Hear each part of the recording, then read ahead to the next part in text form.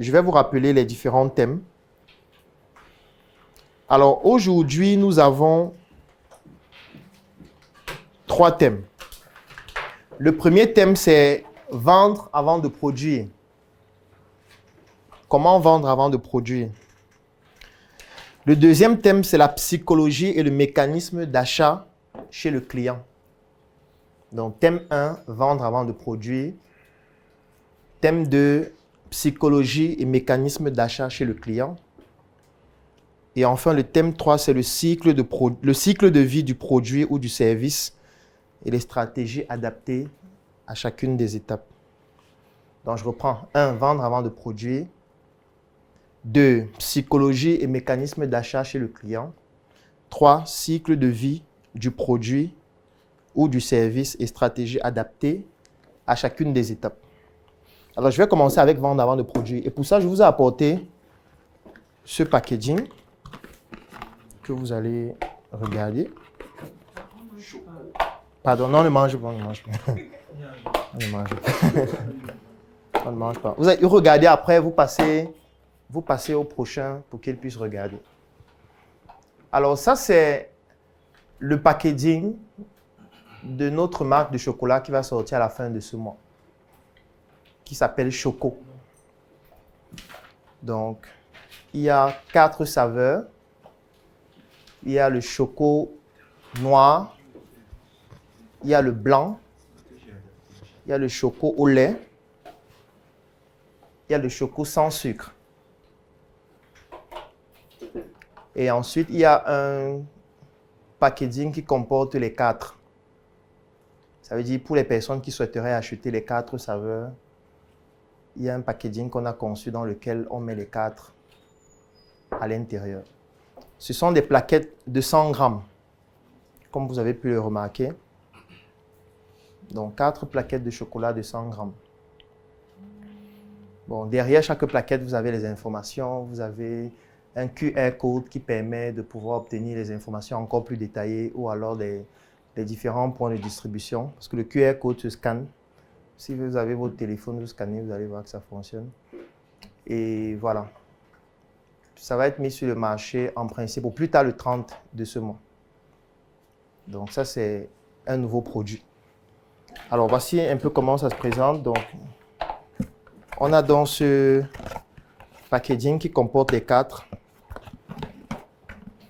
Donc, c'est pour ça que vous voyez là 4 x 100 grammes.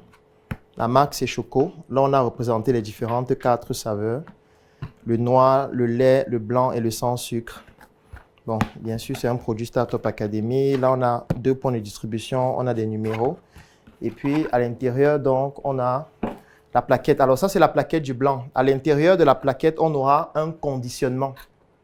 Donc, le conditionnement, ce sera du papier d'étain qui sera brandé Choco, qui va envelopper dans le chocolat avant d'être mis dans le carton. Donc, ce sera mis certainement d'ici demain. Pardon? Ah, OK. Donc, on met les 4 à l'intérieur comme ça. Les autres sont où? Donc là, on met ça c'est le blanc. Ça c'est le noir. Ça scanne? Oui, le QR code ici. Quand vous le scannez, ça vous permet d'avoir les points de distribution.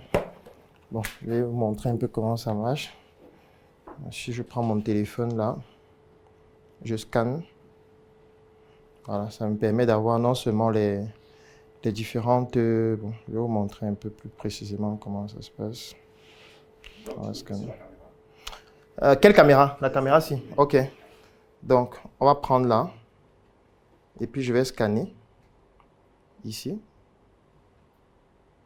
Et puis, j'appuie là. Donc là, je vais copier et je pourrais directement aller sur le navigateur et ouvrir. Donc, ça me montre les apports nutritionnels qui sont à l'intérieur et les différents points de distribution où on peut retrouver le produit. Et bien sûr, on peut mettre ça à jour.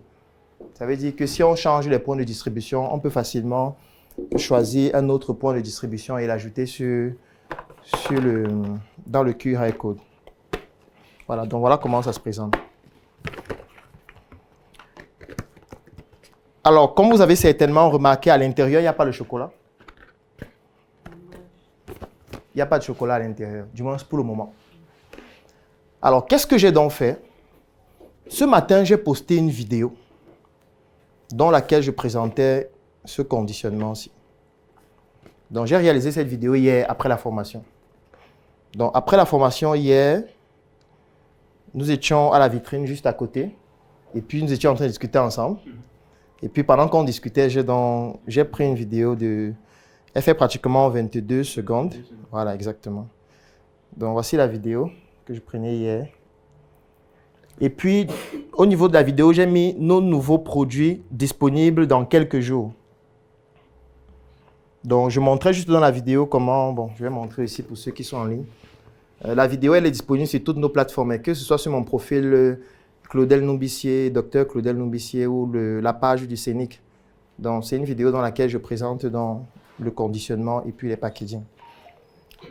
Et ce qui s'est donc passé, c'est quoi? C'est que nous avons associé à ça un lien, nous avons posté aussi sur TikTok et sur YouTube. On a associé un lien où on disait, ceux qui veulent acheter avant que ça ne sorte, ça veut dire que quand ça va sortir, qu'ils puissent avoir ça en priorité, peuvent commencer à payer dès maintenant. Il y a 10 personnes qui ont déjà payé le pack complet. Je tiens à préciser que le pack complet, ça va coûter 5 000. Donc, on a déjà eu 50 000. Ça veut dire que c'est les personnes qui vont avoir le produit lorsqu'il va sortir d'ici le 30. En fait, c'était juste pour résumer le premier thème aujourd'hui, c'est-à-dire vendre avant de produire. Vendre avant de produire suppose qu'il faut proposer votre offre. On a vu les offres hier. Et il faut pousser les gens à payer pour bénéficier de l'offre avant de recevoir l'offre après. Là, c'était un exemple avec un produit. Qu'est-ce qui rend cette offre irrésistible? La première chose, c'est le packaging. Donc, on a beaucoup travaillé sur le packaging. Je pense que vous pouvez observer comment il est fait. Ça prend beaucoup de temps d'avoir un rendu de cette qualité-ci. Parce qu'en partant du logo, en partant des informations qu'il faut mettre à l'intérieur, c'est un temps fou, le design graphique et tout ce qui va avec. Et du coup, ce qu'on fait donc, c'est quoi? C'est qu'on présente donc ce produit qui va sortir ultérieurement. Et on fait comprendre aux gens qu'ils peuvent déjà l'acheter maintenant. Parce que de toutes les manières, il va sortir en stock limité. Ce n'est pas comme si on va produire 1 million d'exemplaires. Et du coup, ceux qui voudraient déguster ça en exclusivité peuvent déjà payer dès maintenant. Et du coup, les gens payent. C'est la même chose qu'on a fait avec Njoka. Avec Njoka, ça a même pris plus de temps parce qu'avec Njoka, on l'a fait pendant 2 mois. Donc, pendant 2 mois, on a eu pratiquement 1500 personnes qui étaient inscrites et qui avaient payé pour avoir un produit qui devait sortir 2 mois après. C'est ce qu'on appelle vendre avant de produire. Pourquoi c'est important et intéressant de vendre avant de produire? Première chose, c'est le fait que l'investissement initial est faible. Parce que pour vendre avant de produire, je n'ai eu besoin que d'une seule maquette. Vous voyez que dans la vidéo, je n'ai pas présenté 500 cartons de chocolat. Dans la vidéo, je présente juste ça avec les 4 qui sont à l'intérieur. Je fais comprendre que voilà, nos nouveaux produits seront disponibles dans quelques jours. L'investissement pour faire juste ces maquettes-ci n'est pas très important. Deuxième chose, ça me permet aujourd'hui de savoir quelle est, par exemple, la saveur qui intéresse le plus les gens.